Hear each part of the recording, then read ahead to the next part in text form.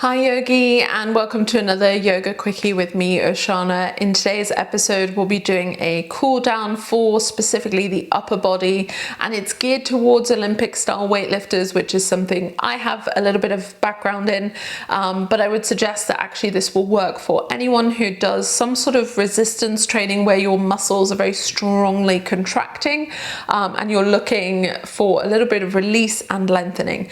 Now, do bear in mind that, of course, this is sort of my yoga 2 cents version of sort of cool down, and that means that you should still do your foam rolling and everything else that supports a really strong, good recovery for you. And that's not just yoga for most of us. So you will want ideally a belt, but if you don't have a fancy yoga belt, then feel free to use a TheraBand instead. You could use possibly a trouser belt, or a scarf works just as well. Make sure you have that somewhere nearby. And when you're ready, we'll start in a child's pose. So you can take the knees as wide as is comfortable, the big toes will touch, and you'll want to walk the hands in front of you until you can start to nestle your rib cage between the thighs. And you can sort of shimmy side to side, and over time start to draw the chest towards the floor, maybe rest the forehead on the ground. And roll the head from side to side a few times. Maybe over time you're sort of deepening into it by widening the knees, possibly even lifting onto the fingertips so that you can really press the sitting bones back and lengthen the back body.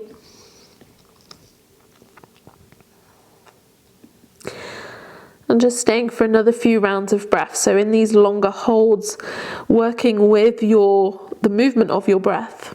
So as you inhale, there's just that natural filling of the lungs with air. The belly expands, the ribs expand, the chest lifts. And as you exhale, all of that air removes from the lungs, and you'll find that there's a little bit more space for you to soften down, which is also the natural sensation of the breath. So the inhale has this strong, expansive feeling, but as you exhale, there's a sort of softening and a little bit more that sense that gravity is sort of pulling you towards the ground, which will help us in a lot of these postures. With your next inhale, rise up onto your hands and knees. Make sure that the knees are directly underneath your hips, hands directly underneath the shoulders.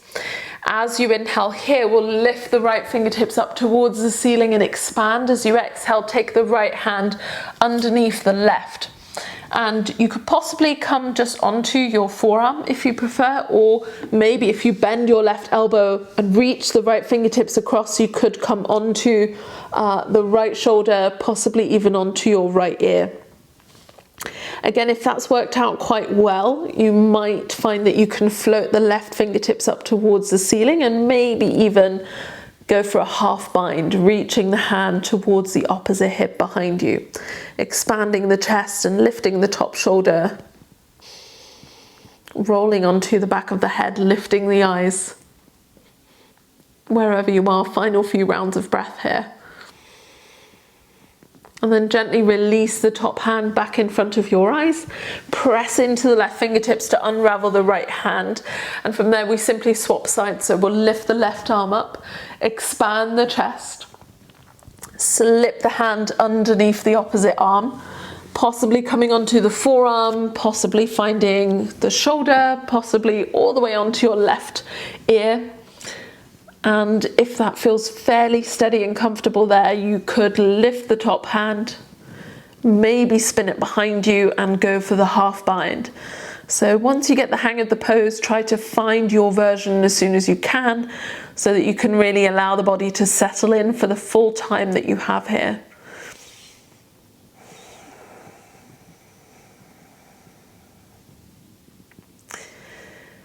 Gently with your next inhale, plant the right hand in front of your face, press down, come all the way back onto hands and knees, and find your way onto your belly from there.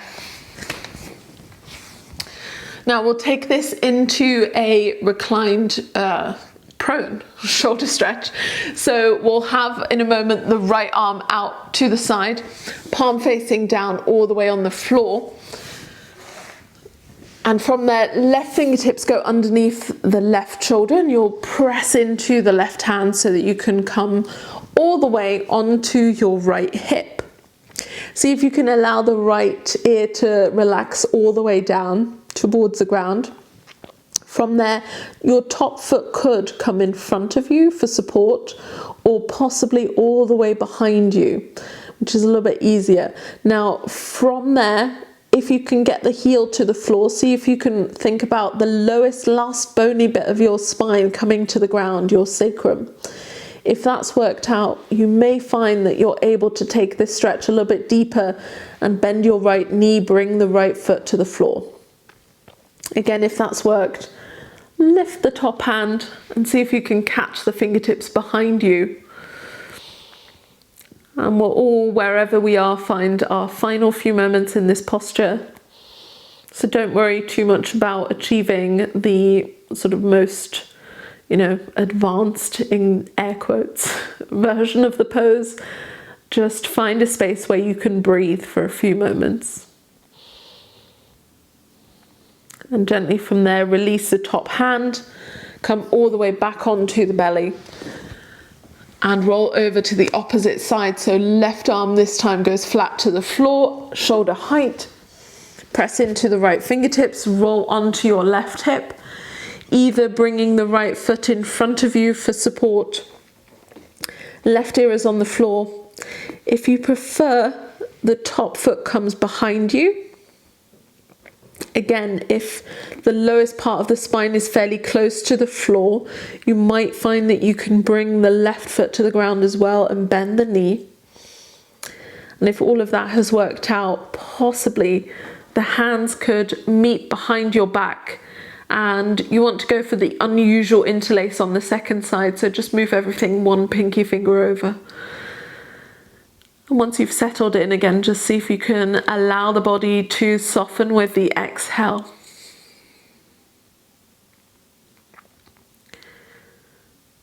Finding just a little bit of stillness so the body can gradually use gravity to release the muscles.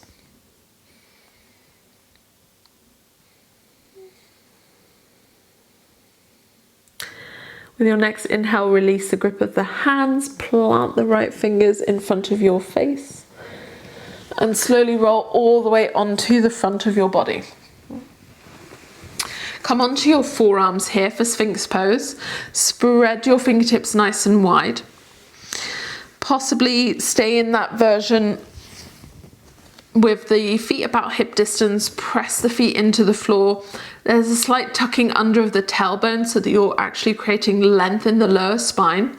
If you want to go a little bit further, use the floor beneath you to actually pull the forearms back towards your feet. And you should feel quite a strong sense that the upper thoracic spine is contracting and compressing and the chest is expanding forwards. So you're really pulling the shoulders back, pressing the floor away. If you're not really feeling too much here, you could take your fingers, your pinky fingers to the edges of the mat, press down to lift the elbows off the ground, possibly straighten the arms. And again, if that still feels all right for the lower back, you might gradually walk your hands in towards yourself into seal pose. And from there, squeezing the elbows in, rolling the shoulders down and back to lift the chest towards your chin. So a deep, deep, deep stretch for the front of the body. You're lengthening the abdominal muscles, but you're also mobilizing the spine and really focusing as much as you can on the upper thoracic spine. So no pain or pinching in the lower back. Gradually, as you exhale, come all the way back onto the front of your body. Bring your right forearm parallel to the front of your yoga mat. Left fingertips to the floor, press into the left hand and roll back onto your right hip. Now from here, slightly different, we'll have the left leg in front of us. Feel free to bend the knee here. And allow your right shoulder to actually come all the way up towards your ear. So you're slumping into the shoulder, you're allowing a deep, deep side stretch here along the bottom rib cage as that rib cage draws towards the ground beneath you. You could keep your top hand here in front of the chest for support. If again, you would like to go a little bit further, the bottom knee bends, and you can see if you can catch the inside of the foot with your top hand. And the weight of the foot starts to draw the chest open, expanding that top pectoral muscle and bringing you into a little bit of a twist as well. So in yin yoga, this is usually referred to as cat pulling its own tail. And again, seeing if you can just settle into any variation of this pose.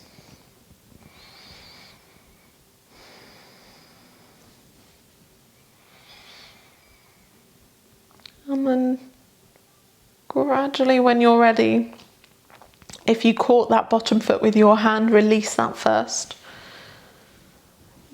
Reach your left foot all the way back and come onto the front of the body, simply swapping sides. So left forearm parallel to the mat, right hand under the right shoulder, pressing down to roll onto the left hip.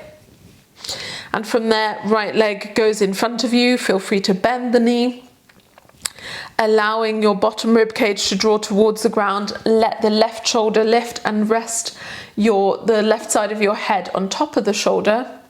Possibly, if you do want to go further, reach your right hand back, bend the bottom knee, and see if you can catch the inside of the foot. And then let the weight of that foot spin your top shoulder to the space behind you, giving you a little bit of a stretch in the pectorals and taking yourself into that twist of the pose.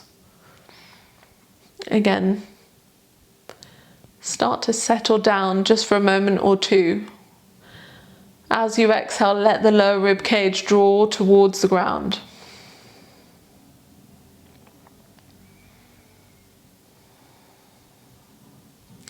And gently release the foot. Roll all the way back onto the front. Press into your hands to come onto hands and knees just very briefly so that we can make our way into a seated position. Either shins crossed or possibly heels in one line. And if you did the warm-up version of this video, then see if you can remember which leg you had in front and maybe swap that around, because we all have a bit of a tendency to sort of give a preference to one side of the body versus the other. This is where you'll want your belt. So plant the belt over your right shoulder, let it dangle behind you. And we'll start with the right arm out by the side, thumb pointing up towards the ceiling, bend the elbow towards the sky, and then reach that top hand for the shoulder on the same side. Take your left hand to that top elbow and draw the elbow across, so you're coming a little bit deeper into that tricep stretch. If this already feels like a lot, feel free to stay here. If you want to go further, grab the belt with your right hand, reach your left arm out to the side, spin the thumb down, and then reach for the bottom of the belt behind you. From there, possibly you could see if you can walk the fingertips towards one another. Maybe some of you can catch the fingertips with the bottom hand. But ideally, any of these variations, you're looking to draw the elbows back so that you're expanding the fronts of the arms, the bottom of your tricep, as well as the chest and pectoral muscles again. So always trying to cram as much into these short videos as we can. And then gently here, release the bottom hand first. And with your top hand, place the belt on the opposite shoulder. And we'll simply swap sides here. So we'll start with the left arm out, thumb pointing up, bend the elbow, reach for the shoulder behind your back. Use the right hand on top of the top elbow to draw the arm across and deepen the stretch into the triceps. And from there, possibly, again, optional to grab hold of the belt behind you. If that's worked out, you take right arm out to the side, spinning the thumb down. You might possibly from there reach for the belt behind your back. And if it's within very easy reach, you might grab hold of the fingertips, ideally aiming to get the elbows a little bit further back. So you're coming into almost a sort of back bend version here.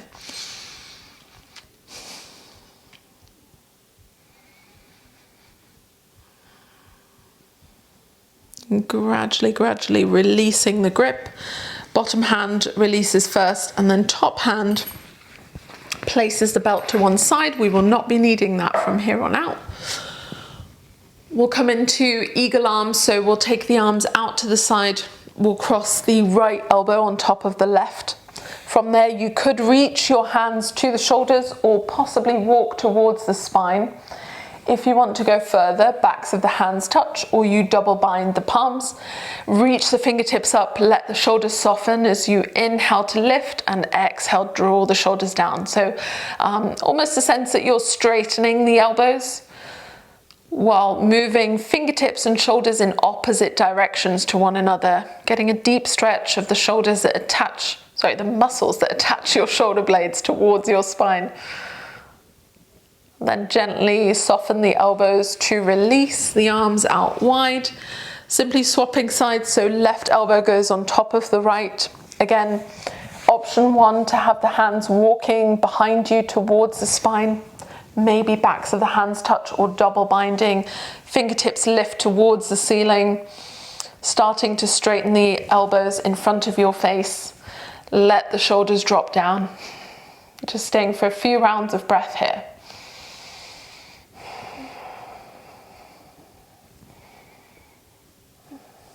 And when you're ready, release the arms out to your side, closing our practice with a reclined twist. So bring the feet hip distance, roll all the way onto the spine, draw the knees in. As you exhale, squeeze the knees towards the floor, straighten the spine against the ground. Take the arms out wide into a T shape or cactus arms if you don't have space. And then let the knees roll over to the right side. The closer you bring the knees towards the chest, the higher the twist moves into the spine. So feel free to lift the knees a little bit higher. Maybe let the head roll in the opposite direction towards the left elbow. Possibly even close the eyes. And if you want to get a little bit of a stretch in this top IT band of the left leg, you could cross the top leg around the bottom knee. And from there, as soon as you find that version of the pose that works for you, see if you can drop the left shoulder towards the ground and feel the movement of the breath deepen the pose. So as you inhale, think about the left rib cage really expanding with the breath. And as you exhale, the left rib cage rolls open towards the ceiling. Let the whole body become really heavy. Feel that pull of gravity as you exhale.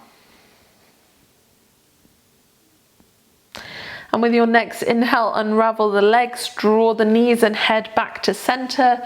Squeeze the knees in as you exhale for a moment here. Flatten the spine against the mat to reset. And then coming on to the second side, so whatever variation you chose for your arms, come back to that. Let the knees roll to the left. Either keeping the knees as they are, possibly walking the knees closer towards your torso. Maybe allowing the head to roll over to the right side and closing the eyes. And again, final option to wrap the top leg around the bottom knee, stretching into your top IT band of the right leg. And as soon as you can, settling down. Finding that heaviness of the body.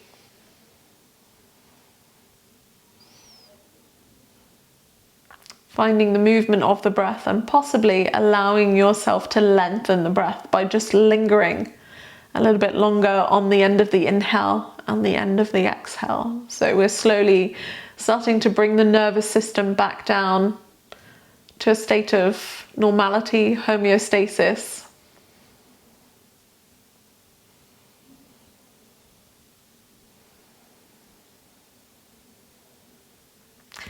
Gently unravel the legs, draw the knees back into center and lift the head. Squeeze the knees in as you exhale. And then simply either rock through the spine or roll to one side. We'll meet in a seated position when you're ready. And from here, I just want to thank you so much for joining me in today's practice. Of course, if you like the video, give it a thumbs up, subscribe to the channel, give me a comment down below to let me know how you felt after today's practice. Also, let me know if you have any questions, and hopefully I will see you back on your yoga mat very soon, yogi, and thank you so much for joining me today. Bye.